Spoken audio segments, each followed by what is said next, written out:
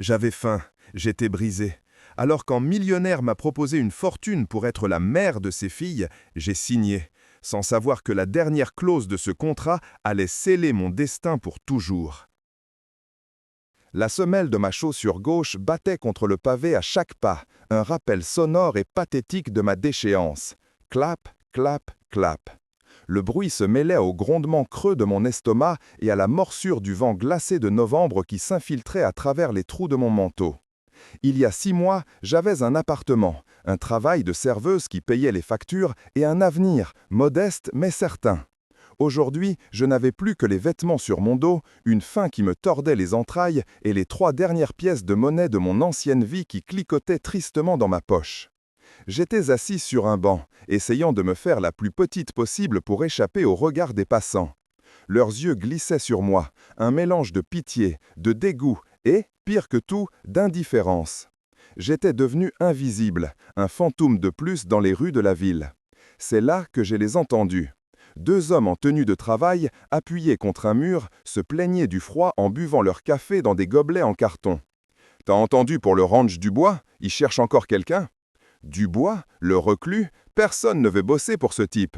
On dit qu'il est à moitié fou depuis la mort de sa femme. Et ce ranch, c'est le bout du monde. Peut-être, mais il paye une fortune, je te dis, suffisamment pour mettre n'importe qui à l'abri pour des années. Mais il faut être prêt à tout accepter. Ces conditions sont bizarres. Le ranch Dubois, le nom a résonné en moi comme un coup de tonnerre. C'était une légende locale. Un domaine immense, à des kilomètres de la ville, appartenant à un homme, Alexandre Dubois, dont personne ne savait grand-chose, si ce n'est qu'il était immensément riche et farouchement privé. Une fortune, le mot tournait en boucle dans ma tête, étouffant la peur et la raison. Qu'est-ce que j'avais à perdre? Ma dignité, elle était déjà en lambeaux, tout comme mes vêtements. Sans réfléchir davantage, je me suis levé. Mes jambes tremblaient, mais une nouvelle détermination me portait.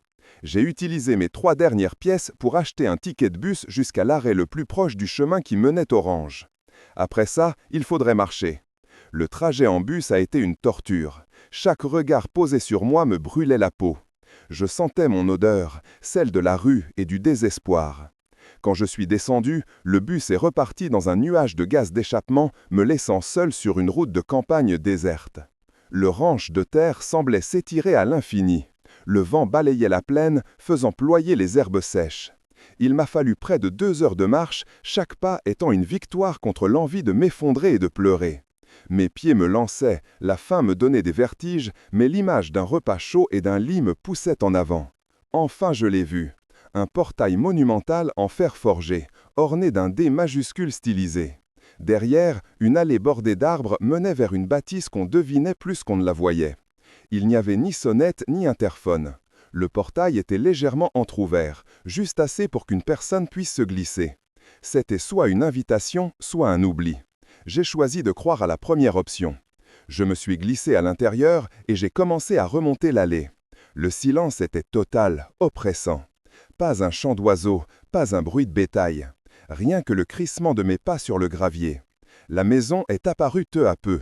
C'était un immense ranch en bois sombre et en pierre, magnifique mais austère. Il avait l'air solide, éternel, mais aussi incroyablement seul. Une tristesse semblait suinter des murs eux-mêmes. J'ai monté les quelques marches du perron, le cœur battant à tout rompre. Ma main a hésité avant de se lever pour frapper contre l'imposante porte en chêne. Le son apparut minuscule dans l'immensité du silence. J'ai attendu. 1 minute, 2 minutes. J'allais me retourner, vaincu, quand j'ai entendu le bruit lourd de verrous qu'on tirait. La porte s'est ouverte et il était là. Alexandre Dubois. Il était plus jeune que ce que les rumeurs laissaient entendre, peut-être la quarantaine. Grand, les épaules larges, des cheveux noirs parsemés de quelques fils d'art aux tempes.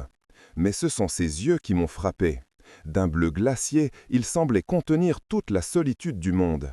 Ils m'ont jaugé de la tête aux pieds sans ciller, enregistrant mes cheveux emmêlés, mon visage sale, mes vêtements déchirés. Je n'ai vu ni pitié ni dégoût, juste une immense lassitude. « Qu'est-ce que vous voulez ?» Sa voix était grave, rocailleuse, comme s'il n'avait pas l'habitude de s'en servir. Les mots se sont bousculés dans ma gorge. J'ai pris une grande inspiration, luttant pour ne pas éclater en sanglots. J'ai entendu que vous cherchiez quelqu'un pour travailler. Je peux tout faire, nettoyer les écuries, faire la cuisine, le ménage, n'importe quoi. S'il vous plaît, monsieur, j'ai besoin de ce travail. » Ma propre voix était un murmure rauque et désespéré. Il a continué de me fixer pendant un long moment. Un silence si lourd que j'ai cru que j'allais m'évanouir. Je m'attendais à ce qu'il me chasse, qu'il me dise de dégueurir. Au lieu de ça, il a fait un pas en arrière et a ouvert plus grand la porte. Entrez. L'intérieur était encore plus impressionnant que l'extérieur. Des plafonds hauts avec des poutres apparentes, un immense salon avec une cheminée en pierre étente, des meubles en massif et en cuir. Tout était impeccable, mais froid comme un musée. Il n'y avait aucune photo, aucun bibelot, rien qui ne témoigne d'une vie de famille. Il m'a conduite jusqu'au salon et m'a désigné un fauteuil en cuir. Je n'osais pas m'asseoir, de peur de le salir. Je suis resté debout, les mains crispées, me sentant plus misérable que jamais dans ce décor opulent.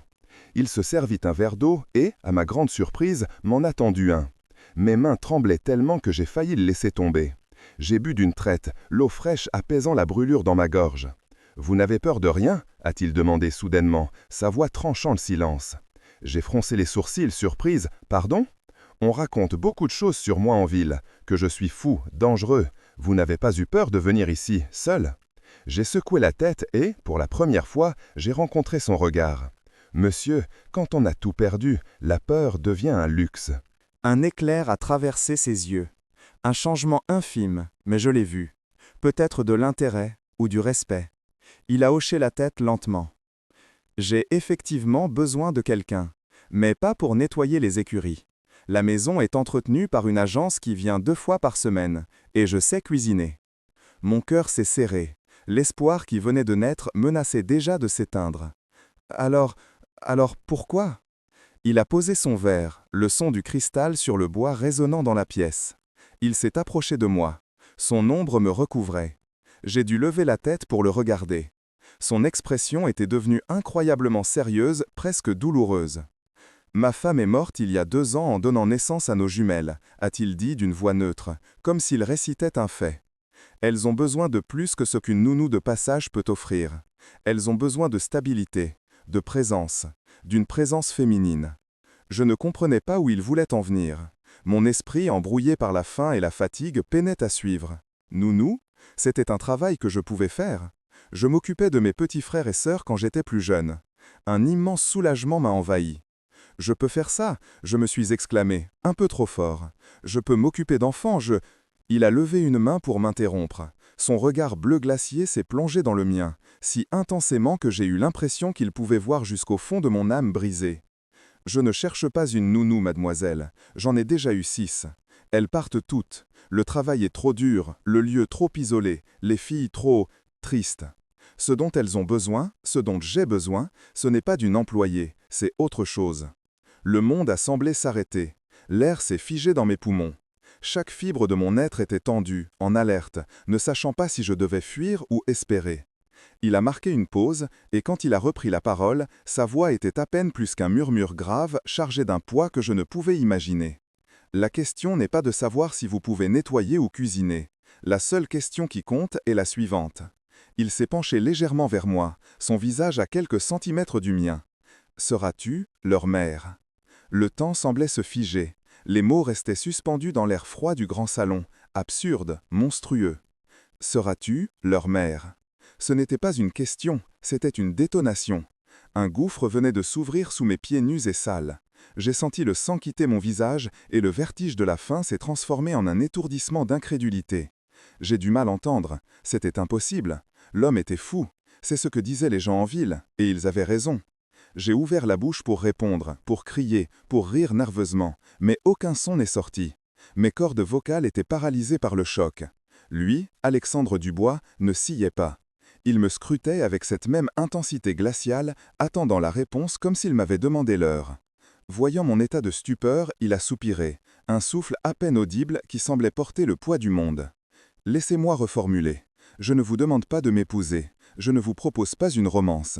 Ceci est un contrat, une transaction. » Il a commencé à arpenter la pièce, ses pas mesurés et silencieux sur le parquet sombre. « Mes filles, Léa et Chloé, ont besoin de ce que l'argent ne peut pas acheter. Elles ont besoin de constance, de chaleur. Elles ont besoin de voir un visage aimant le matin et d'entendre une histoire avant de dormir. Les nounous que j'engage sont des professionnels. Elles font leur travail de 8 à 5, puis rentrent chez elles. Elles ne sont pas investies. Elles comptent les heures, et les filles le sentent. Elles se renferment de plus en plus. Il s'est arrêté devant la grande baie vitrée qui donnait sur un jardin impeccable mais sans vie. Je vous offre un rôle, le rôle d'une mère. Vous vivrez ici, vous aurez tout ce dont vous avez besoin. Des vêtements, de la nourriture, une voiture si vous savez conduire. Vous serez traité avec respect. En échange, votre seule et unique responsabilité sera Léa et Chloé. Vous leur donnerez votre temps, votre attention, votre affection. Vous ferez semblant d'être leur mère jusqu'à ce que peut-être ça devienne naturel pour vous et pour elles. Il s'est retourné pour me faire face. Et pour ce rôle, je vous paierai un salaire, une somme qui vous mettra à l'abri du besoin pour le reste de votre vie, même si vous décidez de partir dans quelques années. Le mot salaire m'a ramené à la réalité. C'était donc bien un travail, le travail le plus étrange, le plus insensé du monde, mais un travail. La faim qui me tenait l'estomac a grondé, me rappelant brutalement pourquoi j'étais là. J'étais en haillons, je n'avais nulle part où aller. N'importe quelle autre personne sensée aurait fui à toutes jambes, mais moi, je n'avais plus le luxe d'être sensé. Je ne sais pas si je peux faire ça, ai-je balbutié, la voix tremblante. Être une mère, ce n'est pas un rôle qu'on joue. Pour l'instant, si, c'en est un, a-t-il rétorqué, sans la moindre trace d'émotion. Venez. Il m'a fait signe de le suivre. J'ai obéi, mes pieds traînant sur les tapis épais. Nous avons monté un large escalier en bois qui craquait doucement sous nos pas. À l'étage, un long couloir s'étendait, bordé de portes closes. Il s'est arrêté devant l'une d'elles et l'a poussée délicatement. La chambre était immense, parfaitement décorée dans des tons de rose poudré et de blanc. Deux petits lits identiques se faisaient face. Des étagères croulaient sous les livres d'enfants et les jouets en bois les plus chers. Mais, comme le reste de la maison, la pièce était froide, silencieuse, morte. Et puis je les ai vues. Assises par terre au milieu de la pièce, dos à dos, elles ne jouaient pas. Elles étaient juste là, immobiles.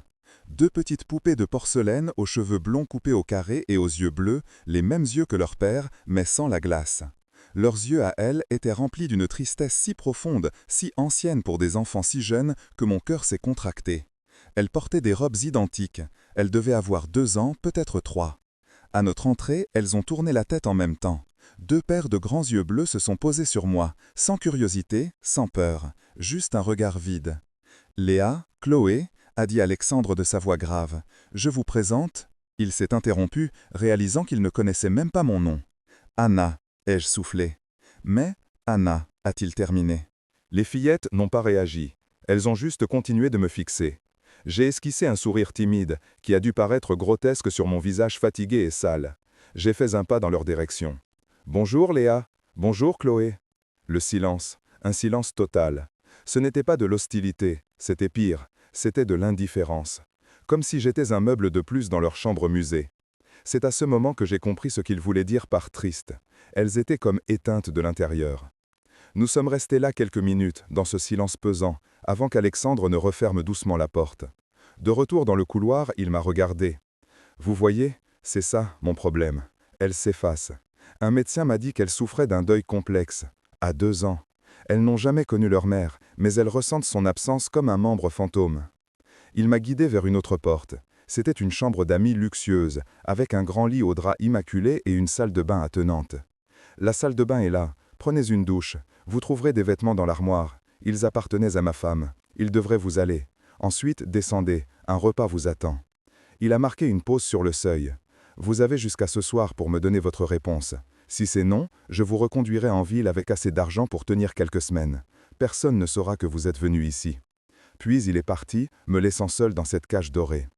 Pendant un long moment, je suis resté figé. L'offre était folle, la situation était folle, mais la chaleur de la pièce commençait à décongeler mes membres engourdis. La promesse d'une douche chaude et d'un repas était plus forte que tout. L'eau chaude sur ma peau a été une résurrection.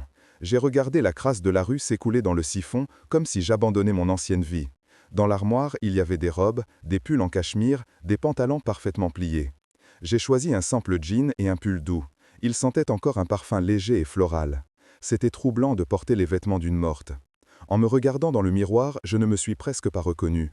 Le fantôme décharné avait laissé place à une femme mince et pâle, mais une femme quand même. En bas, une assiette de rôti d'abœuf avec des pommes de terre fumantes m'attendait sur la table de la cuisine. J'ai mangé lentement, savourant chaque bouchée, luttant contre l'envie de tout dévorer comme un animal. C'était le meilleur repas de ma vie. Avec le ventre plein et le corps propre, mes pensées sont devenues plus claires. La peur et l'incrédulité laissaient place à un calcul froid. D'un côté, il y avait la rue, la faim, le froid, la déchéance certaine. De l'autre, cette proposition insensée. Un homme brisé, 2 enfants fantômes et une fortune. C'était un pacte avec le diable peut-être, mais le diable offrait un toit et la sécurité. Quand Alexandre est revenu dans la cuisine, je m'étais décidé. Il m'a regardé, attendant. « J'accepte », ai-je dit, ma voix plus ferme que je ne l'aurais cru. Son visage n'a trahi aucune émotion, pas de soulagement, pas de joie, juste un léger hochement de tête, comme s'il concluait une affaire. Bien, alors il nous reste une dernière chose à régler. Il est sorti de la pièce et est revenu avec une chemise cartonnée épaisse qu'il a posée sur la table entre nous. Il l'a ouverte. C'était un contrat, un vrai, rédigé en langage juridique sur des dizaines de pages. Mon avocat l'a rédigé. Il détaille tout. Votre salaire, vos devoirs, les conditions de vie, la clause de confidentialité. Lisez-le attentivement. Chaque mot est important. J'ai commencé à lire. Le salaire annuel mentionné m'a donné le tournis. C'était plus d'argent que je n'aurais jamais pu imaginer gagner en toute une vie. Les devoirs étaient vagues. Prodiguer des soins maternels, assurer un environnement stable et affectueux, être une présence constante. La clause de confidentialité était draconienne. Je ne devais parler de cet arrangement à personne, jamais. J'ai tourné les pages, le cœur battant. Tout semblait si froid, si formel pour une chose si intime. J'arrivais à la fin, à la dernière page, celle des signatures. Juste au-dessus de l'endroit où je devais signer, il y avait une dernière clause, numérotée article 17. Les mots étaient imprimés en gras, se détachant du reste du texte.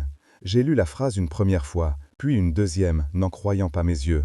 Le sang s'est de nouveau glacé dans les veines. Article 17. Dans l'éventualité du décès prématuré de M. Alexandre Dubois, pour quelque cause que ce soit, signataire du présent contrat, Madame Anna Fournier se verra confier la garde légale et exclusive de ses 2 filles, Léa Dubois et Chloé Dubois, ainsi que la gestion pleine et entière de la totalité de son patrimoine jusqu'à leur majorité. Mon souffle se coupa net. L'air me manqua, comme si on venait de me plonger la tête sous l'eau. J'ai relu la phrase, encore et encore, mais les mots noirs sur le papier blanc restaient les mêmes, implacables. Garde légale, patrimoine. Je n'étais pas seulement engagée pour jouer un rôle, j'étais désignée comme héritière par procuration. Ce n'était plus un contrat de travail, c'était un testament. Un pacte qui me liait à cet homme et à ses enfants bien au-delà de la raison, bien au-delà de la vie elle-même. Je levai lentement les yeux vers Alexandre. Il se tenait de l'autre côté de la table, son visage une forteresse impénétrable. Il savait exactement ce que je lisais et il attendait ma réaction. « C'est de la folie » ai-je réussi à articuler, ma voix un filet tremblant. « Pourquoi moi, une inconnue que vous avez recueillie sur le port de Patrouille-Porte il y a quelques heures à peine? Vous ne savez rien de moi. Je sais que vous n'aviez rien à perdre et que par conséquent vous avez tout à gagner en respectant cet accord, répondit-il froidement, comme s'il expliquait une simple équation mathématique. Je n'ai pas de famille, mes parents sont morts, ma femme était fille unique. Si je meurs, mes filles seront confiées aux services sociaux. Elles seront séparées, placées dans des familles d'accueil qui ne s'intéresseront qu'à leurs fonds en fiducie. Elles passeront de cette cage dorée à une autre, encore plus froide. Je refuse de leur infliger ça. Son regard s'est durci, une lueur presque sauvage brillant dans ses yeux bleus. J'ai observé les 6 nounous que j'ai engagés, des femmes avec des familles, des petits amis, des vies bien remplies. Elles n'auraient jamais accepté une telle clause, elles avaient trop à perdre. Mais vous êtes une feuille blanche. Vous pouvez devenir ce que ce rôle exige que vous soyez. C'est un risque, oui, je risque le bien-être de mes enfants et ma fortune sur une intuition, mais c'est un risque calculé. Son pragmatisme était terrifiant. Il avait analysé ma misère, ma solitude, mon désespoir, et il y avait vu une opportunité. J'étais la candidate idéale, non pas pour mes qualités, mais pour mon absence de tout. L'idée était à la fois insultante et terriblement lucide. Il avait raison, je n'avais rien, ni personne. Cette clause, loin de me faire fuir, me clouait sur place. Elle transformait ce rôle absurde en une responsabilité écrasante, presque sacrée. C'était la chose la plus folle que j'ai jamais entendue. Mais au milieu de cette folie, il y avait une logique implacable. J'ai regardé le stylo posé à côté du contrat. Mon ancienne vie, ou ce qu'il en restait, me paraissait lointaine, irréelle. Une vie de faim et de peur. Ce stylo était un pont vers autre chose. Une vie étrange, incertaine, mais une vie. J'ai pris le stylo. Ma main ne tremblait plus. J'ai signé. Anna Fournier. Le nom semblait appartenir à quelqu'un d'autre. Alexandre a pris le contrat, l'a examiné, puis l'a rangé dans sa chemise. Aucune expression de satisfaction. L'affaire était conclue. Bien, a-t-il dit. Votre travail commence maintenant. La nounou actuelle, Madame Girard, arrive à 8 heures demain matin. Elle pense que vous êtes une cousine éloignée venue m'aider. C'est l'histoire que nous servirons à tout le monde. D'ici quelques semaines, Madame Girard ne sera plus nécessaire. Les filles dorment. Je vous suggère de faire de même. Votre chambre est la première à gauche, en haut de l'escalier. Sans un mot de plus, il a tourné les talons et a disparu dans les profondeurs de la maison, me laissant seul dans l'immense cuisine avec le poids de ma décision. Cette nuit-là, j'ai dormi dans le lit le plus confortable de ma vie, mais mon sommeil a été peuplé de cauchemars. Je rêvais de 2 petites filles aux yeux vides qui me tendaient les bras depuis l'autre côté d'un ravin. Le lendemain matin a marqué le début de ma nouvelle existence. Madame Girard était une femme d'une 50aine d'années, efficace et distante. Elle m'a à peine jeté un regard, visiblement habituée aux arrangements étranges de la maison du bois. La journée s'est déroulée selon une routine militaire. Lever à 7 heures, petit déjeuner à 7h30, jeu éducatif de 8 à 10, promenade dans le jardin de 10 à 11, sieste, déjeuner, et ainsi de suite. Et les filles? Léa et Chloé étaient comme des automates. Elles obéissaient sans un mot, mangeaient sans appétit, jouaient sans joie. Elles ne riaient jamais, elles ne pleuraient jamais, elles ne se disputaient jamais. Elles se déplaçaient dans un silence parfait, leurs petits visages graves et identiques. J'ai essayé de leur parler, de leur lire une histoire avec des voix amusantes, de leur proposer un jeu. Rien. Leurs yeux bleus me traversaient, comme si je n'existais pas. Alexandre, lui, était une ombre. Il disparaissait tôt le matin pour s'occuper du ranch et ne revenait que tard le soir, bien après que les filles soient couchées. Nous ne nous croisions presque pas. Les seuls moments que nous partagions étaient les dîners, pris en silence à chaque extrémité de l'immense table de la salle à manger. L'air entre nous était lourd de non-dits. Il ne me demandait jamais comment s'était passée ma journée avec ses filles. Il ne me donnait aucun conseil, aucune instruction. Il m'avait donné un rôle et un contrat et attendait que je me débrouille. Les jours se sont transformés en semaines. La routine s'est installée, monotone et oppressante. Le luxe matériel qui m'entourait, les vêtements, la nourriture, le confort, avait perdu tout son attrait. Je me sentais plus seule que lorsque j'étais dans la rue. J'étais prisonnière d'une belle maison, prisonnière du silence de 2 petites filles, prisonnière d'un rôle que je ne savais pas comment jouer. Le désespoir a commencé à me ronger de nouveau, différent de celui de la faim, plus insidieux. C'était le désespoir du vide. Un soir, alors que je m'apprêtais à monter dans ma chambre, j'ai entendu un bruit provenant du salon. C'était de la musique. Une mélodie douce et mélancolique jouée au piano. Poussé par la curiosité, je me suis approché sur la pointe des pieds. Alexandre était assis devant un grand piano à queue noire que je n'avais jamais vu ouvert. Il jouait, les yeux fermés, son visage habituellement dur et fermé semblait vulnérable, brisé. La musique était d'une beauté déchirante, pleine de chagrin et d'amour perdu. Je suis resté là, caché dans l'ombre, à l'écouter pendant près d'1 heure. Il ne jouait pas pour un public, il jouait pour un fantôme. Le lendemain, une idée a germé dans mon esprit. Une idée folle, probablement stupide. Après la sieste des filles, au lieu de leur proposer un puzzle ou un livre, je les ai emmenées dans le salon. Elles m'ont suivi docilement, sans poser de questions. Je me suis assise devant le grand piano noir et j'ai soulevé le couvercle. J'ai posé mes doigts maladroits sur les touches. Je ne savais pas jouer, mais enfant, ma grand-mère m'avait appris une petite comptine, 3 notes répétées encore et encore. J'ai commencé à jouer. Pling, plong, pling. Le son était hésitant, faux. Les filles se tenaient près de moi, silencieuses, me regardant avec leurs yeux vides. J'ai continué. Pling, plong, pling. Et puis j'ai chanté. J'ai chanté la petite chanson absurde qui allait avec la mélodie, une chanson sur un chat qui avait perdu son chapeau. Ma voix était rouillée, peu assurée, mais j'ai chanté de tout mon cœur. Pling, plong, pling. Je chantais, les yeux fermés, me concentrant pour ne pas perdre le fil. Soudain, j'ai senti une petite présence à côté de moi. J'ai ouvert les yeux, Chloé s'était approchée du piano. Elle a levé sa petite main potelée et avec un doigt a appuyé sur une touche dans les aigus. Un ting cristallin a retenti, dissonant mais magique. Je me suis arrêté de jouer, le cœur battant à tout rompre. Je les regardais. Pour la première fois, il y avait une étincelle de curiosité dans son regard. Léa, de l'autre côté, observait la scène, le pouce dans la bouche. J'ai recommencé ma petite mélodie. Pling, plong, pling. Chloé a de nouveau appuyé sur sa touche. Ting! Cette fois, un minuscule fantôme de sourire a flotté sur ses lèvres. C'est devenu notre rituel secret. Chaque après-midi, nous allions au piano. Je jouais mes 3 notes et elles ajoutaient leurs propres petites touches dissonantes. Elles n'avaient toujours pas prononcé un seul mot, mais il y avait quelque chose de nouveau, une connexion, un jeu. Parfois, j'inventais des histoires sur les notes. La grosse note grave était un ours grognant, la petite note aiguë un oiseau qui gazouille.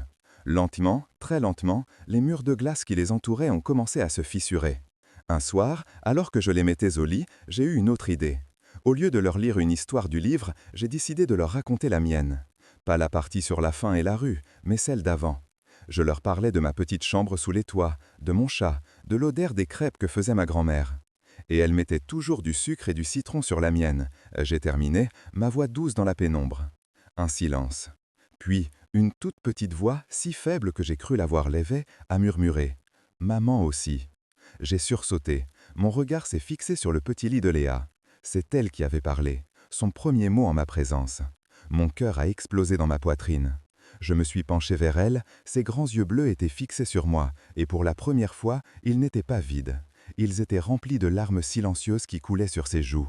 Je me suis assise sur le bord de son lit et je l'ai prise dans mes bras. Elle était ride au début, puis son petit corps se détendait contre le mien, et elle a commencé à pleurer. De vrais sanglots, bruyants et déchirants, qui semblaient venir du plus profond de son petit être. Chloé, dans l'autre lit, a commencé à pleurer aussi. Ce soir-là, je ne me